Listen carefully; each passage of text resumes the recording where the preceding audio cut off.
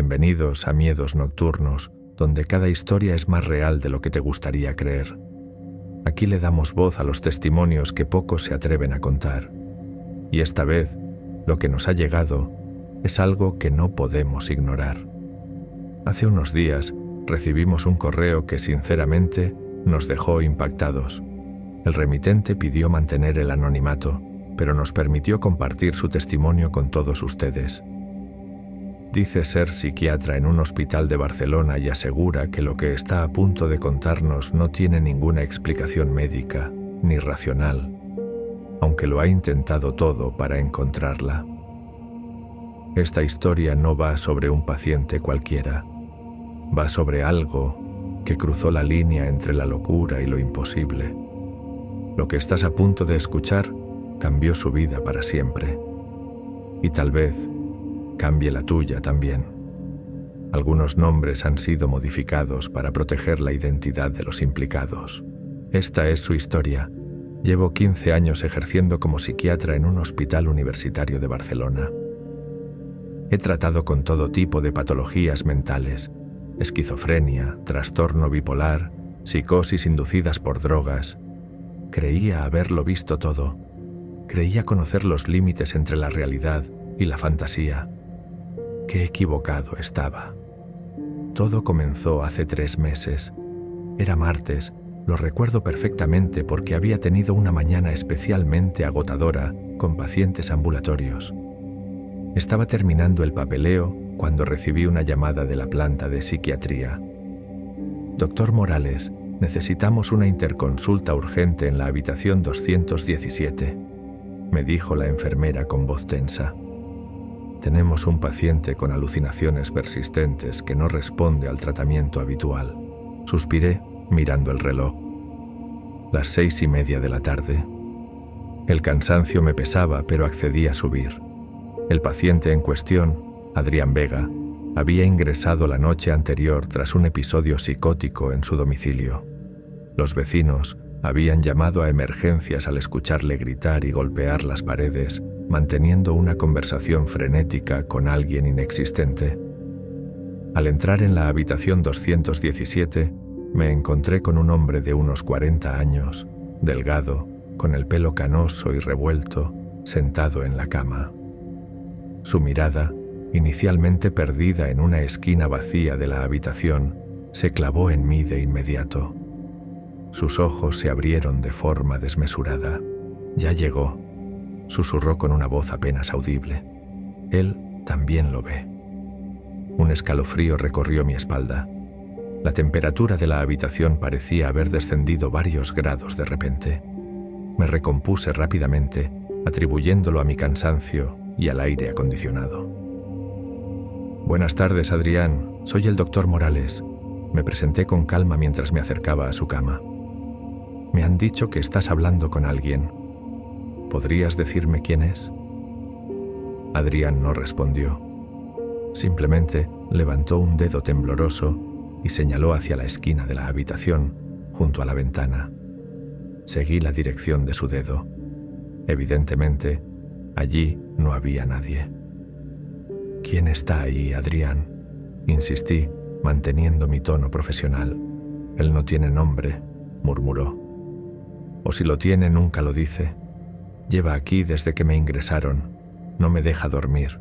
Habla y sabe cosas. Cosas que nadie debería saber. Me senté en la silla junto a la cama, abriendo mi libreta para tomar notas. Probablemente se trataba de un cuadro esquizofrénico no diagnosticado previamente. ¿Y qué te dice exactamente?, pregunté mientras escribía. En ese momento lo sentí. Un frío intenso que parecía emanar precisamente de aquella esquina vacía. Un frío que no podía ser producto del sistema de climatización. Mi bolígrafo se detuvo sobre el papel, y entonces lo escuché, claro como el agua, a escasos centímetros de mi oído derecho. Fernando, mi nombre, pronunciado en un susurro áspero, como si alguien arrastrara las sílabas. Me giré bruscamente, pero no había nadie cerca de mí. Adrián me miraba fijamente, con una sonrisa leve dibujándose en sus labios. «Lo has oído, ¿verdad?», dijo. «Ahora sabe tu nombre». Intenté mantener la compostura. «Soy un profesional», me recordé. Esto tenía que ser algún tipo de sugestión, quizás potenciada por mi fatiga. «Adrián, voy a pedirte que sigamos hablando de lo que experimentas», continué, ignorando deliberadamente lo ocurrido. «¿Cuándo comenzaste a escuchar esta voz por primera vez?» «Hace una semana», respondió sin apartar la mirada de la esquina. «Después del accidente». «¿Qué accidente?», pregunté. «Atropellé a alguien», confesó en voz baja. «Fue en la B30 de noche. Llovía mucho. No vi a ese hombre hasta que fue demasiado tarde. Me detuve, pero cuando salí del coche para ayudarle, ya no estaba. No había sangre, no había nada. Pensé que lo había imaginado, que habría sido un animal o un trozo de neumático. Seguí conduciendo». Adrián hizo una pausa, sus ojos llenándose de lágrimas. 2 días después, empecé a escucharlo, siempre susurrando, y luego lo vi en la esquina de mi habitación, la misma ropa oscura que llevaba esa noche en la carretera. El frío en la habitación se intensificó, sentía que me costaba respirar. «Fernando», volvió a susurrar la voz, esta vez desde la esquina que Adrián no dejaba de mirar. «Tú también tienes algo que ocultar, ¿verdad?». Me levanté de golpe tirando la libreta al suelo. Esto no podía estar pasando. Era imposible. «Creo que es suficiente por hoy», dije recogiendo mis cosas apresuradamente. «Voy a ajustar tu medicación, Adrián. Necesitas descansar». «No va a funcionar», respondió con serenidad.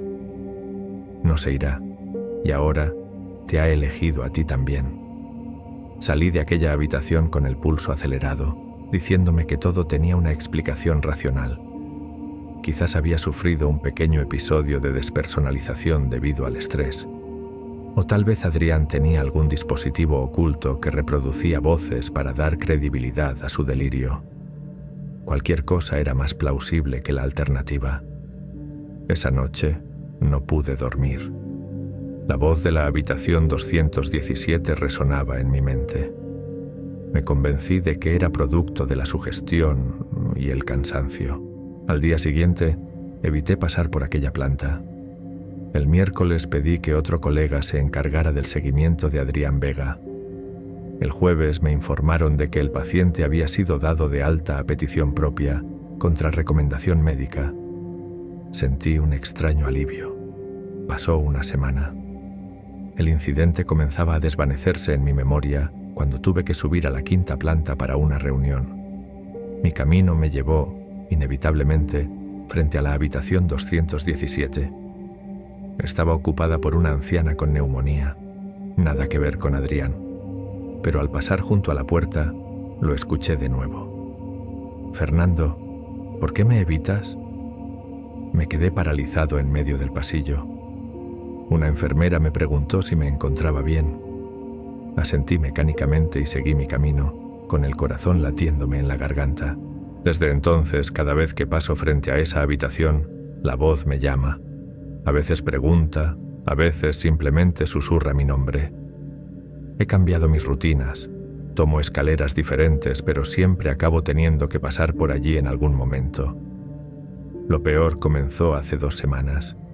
Estaba en casa, corrigiendo unos informes, cuando escuché un susurro proveniente de la esquina de mi despacho. «Sé lo que hiciste, Fernando». Levanté la vista, aterrorizado. No había nadie, pero sentí ese mismo frío familiar. La voz lo sabe. Aquel accidente de coche, hace 15 años, cuando aún era residente. Había bebido más de la cuenta en la cena de Navidad del hospital. Conducía bajo la lluvia cuando atropellé algo o a alguien. Nunca me detuve para comprobarlo. Nunca lo denuncié. Me convencí de que había sido un animal, tal vez un perro callejero. Ahora la voz me persigue. En el hospital, en casa, incluso en el coche. Siempre susurrando cosas que nadie más debería saber. He buscado a Adrián Vega. Descubrí que falleció 3 días después de su alta hospitalaria. Un aparente suicidio. Se ahorcó en su apartamento. La nota que dejó decía: «Ya no puedo soportarlo más.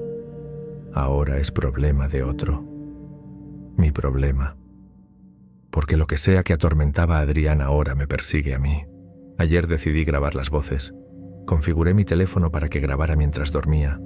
Esta mañana, al revisar la grabación, solo había estática durante horas. Y luego, de madrugada, una voz clara, inconfundible, pero no era la que me atormenta. «Doctor Morales, soy Adrián. Lo siento mucho, no puedo controlarle. Pronto vendrá a por ti, como vino a por mí. Estoy escribiendo esto como testimonio. Como psiquiatra, siempre creí que había una explicación racional para todo. Ahora ya no estoy tan seguro. La voz está aquí ahora mientras escribo estas palabras. Cada vez más fuerte, cada vez más cerca. Dice que pronto me reuniré con Adrián. Dice que hay muchos más esperándome. Y creo que tiene razón. Han pasado 2 días, la situación ha empeorado considerablemente. La voz ya no solo susurra. Ahora grita mi nombre en mitad de la noche, despertándome empapado en sudor frío. Ayer intenté hablar con mi jefe de servicio. Le conté que estaba experimentando algunos síntomas de agotamiento profesional, que necesitaba unas vacaciones. Mientras hablaba con él en su despacho, la voz comenzó a susurrar entre nosotros. «Cuéntale la verdad, Fernando. Dile lo que hiciste aquella noche de Navidad». Vi cómo mi jefe fruncía el ceño, preguntándome si me encontraba bien. Aparentemente, él no podía escucharla. Anoche busqué en los archivos del hospital. Quería saber más sobre Adrián Vega. Encontré algo perturbador. Antes de su ingreso, Adrián había sido un respetado periodista de investigación. Estaba trabajando en un reportaje sobre accidentes de tráfico no resueltos en Barcelona. Específicamente sobre casos donde los conductores se habían dado a la fuga. No puede ser coincidencia. Esta mañana he visto algo que ha hecho que me quede paralizado. Al salir de casa, en el portal, había un hombre de espaldas. Una figura delgada con ropa oscura. Al oír mis pasos, se giró lentamente. Era Adrián Vega. Su cara estaba pálida, sus ojos hundidos.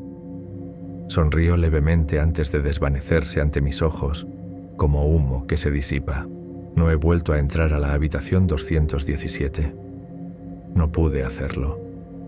Esa noche me quedé frente a la puerta durante varios minutos, con la mano en el pomo, pero algo me lo impidió.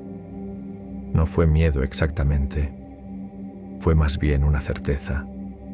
La certeza de que si entraba no saldría igual. O quizás no saldría en absoluto.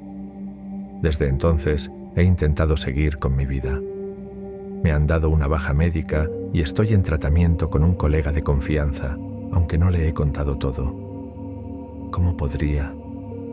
¿Cómo explicarle que hay una voz que me persigue y que no pertenece a ninguna parte de este mundo? ¿Qué es realmente lo que atropelle aquella noche? A veces logro ignorarla. Otras veces, no. A veces la siento tan cerca que casi puedo notar su aliento helado en mi cuello. A veces creo ver una figura en los reflejos, en las esquinas, en las sombras, pero no sé si es real o si ya he cruzado esa línea invisible que separa la mente del abismo. Solo sé que necesitaba escribir esto.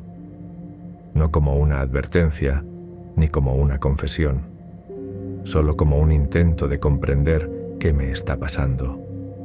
Tal vez alguien lea esto y encuentre sentido donde yo ya no puedo verlo.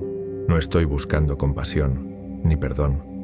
Tal vez esto sea solo la forma en la que la culpa se manifiesta cuando ya no puedes reprimirla más. O tal vez no. Tal vez hay cosas que no entendemos. Y tal vez, solo tal vez, algunos secretos no se quedan enterrados para siempre. Por si acaso, si alguna vez pasas por el Hospital Universitario de Barcelona, no te detengas frente a la habitación 217.